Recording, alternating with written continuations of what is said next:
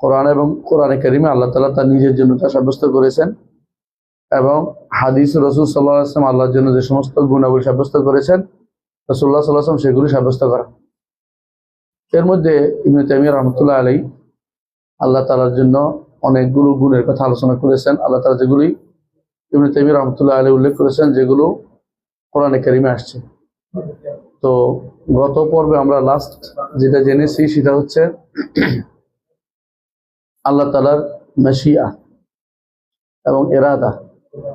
আল্লাহ তাআলার মাশিয়া এবং ইরাদা। মাশিয়া মানে চাওয়া, ইরাদা মানে ইচ্ছা করা।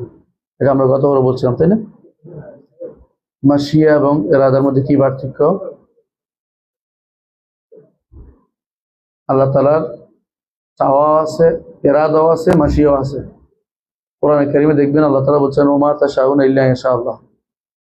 আবার আল্লাহ তাআলা কোরআনে কারিমে বলছেন মান ইউরিদিল্লাহু ওয়া মান ইউরিদ আন ইউদিল্লাহু ইয়াজআল সাদরাহু দাইয়াকান হারাজান। এটা পরে একটু পরে আমরা পড়ব। তাহলে দুইটা জিনিস আছে, একটা হলো মাশিয়া, একটা হলো ইরাদা। মাশিয়া অর্থ চাওয়া, আর ইরাদা অর্থ ইচ্ছা করা। চাওয়া এবং আমরা অনুবাদ দুইভাবে ভাগ করে এই জন্য করি,